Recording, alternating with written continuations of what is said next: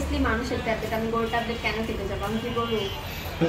গরু না, মানে আসলে এটা অনেকে বলতেছে আর কি। এখন এই ট্যাবলেটটা কি বাংলাদেশ থেকে খেয়েছেন না বাইরে থেকে? এটা বাইরে থেকে ইম্পোর্ট করে, ওটা আমি খেয়েছি। এন্ড আমি হচ্ছে সবাইকে বলে দিচ্ছি যে আমি কই থেকে খাইছি।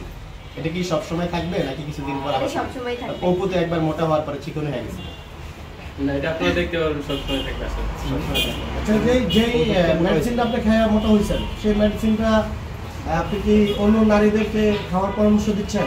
অবশ্যই আমি সবাইকে, নারীদেরকে শুধু কেন দিব, ছেলেরাও এটা খেতে পারবে। আমি সবাইকে এটা বলছি যে মানে যাদের ইচ্ছা আর কি খাওয়ার, তারা খেতে পারবে। কিন্তু এখানে একটা আছে যে আপনারা যেটা খান সেটা অরিজিনাল থাকে, আর যারা আপনাদের অডিয়েন্সদের কাছে যেটা সেল হয়, মানে যারা পাঠায় আর কি, যেটা চক বাজারে 50 টাকা দামের প্রোডাক্ট না, আমি যেটা খাইছি বিশ্বস্ত দেখে আমি মানুষের কাছে ওটা শেয়ার করছি।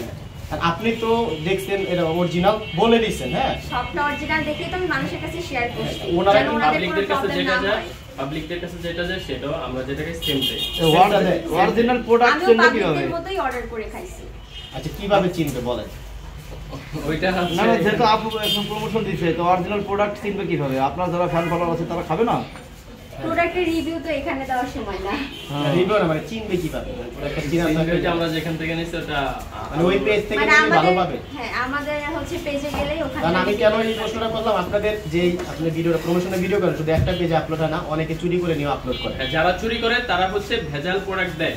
তো আমি সবাইকে বলবো যে আমাদের ফেসবুক বাদে, আমাদের অরিজিনাল ফেসবুক জান্নাত ব্লগস বাদে অন্য কোনো পেজ বা কোনো জায়গায় বুস্টিং দেখলে ওইসব জায়গা থেকে প্রোডাক্ট নেবেন না। আর যদি আপনি প্রোডাক্ট নেন সেই ক্ষেত্রে আমাদের কোনো দায়িত্ব নেই। আপনাদের মতো মানে অল্প সময়ে কিভাবে সফলতা পেয়ে মানুষের বিজনেস করতে পারবে অথবা যে ভিডিও তৈরি করে সফলতা পাবে, এটা একটু যদি বলতেন, যারা ছোট ইউজার নতুন শুরু করবে।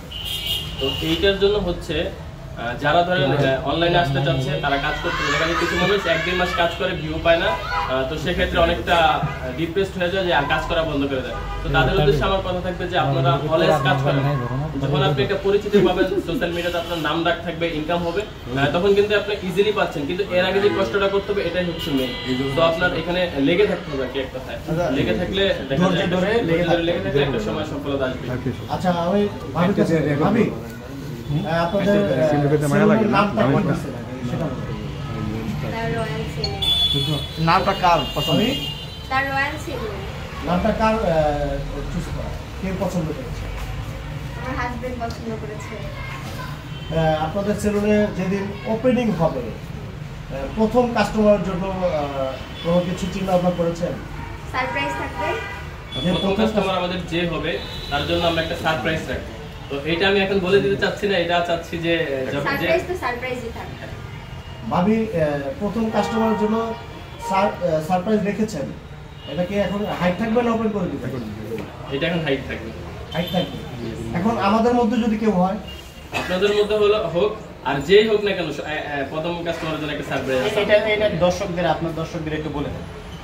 তো আপনারা যারা আমাদের ক্লায়েন্ট মানে আমাদের সেলুনে আসবেন, আপনাদের জন্য হচ্ছে প্রথম সার্ভিসের উপলক্ষে আমরা একটা সারপ্রাইজ রেখেছি। সেটা হচ্ছে এখন বলবো না, সেটা আপনারা আসলে বুঝতে পারবেন, অথবা আমরা জানিয়ে দিব পরবর্তীতে চিন্তা ভাবনা করে ডিসিশন নিই।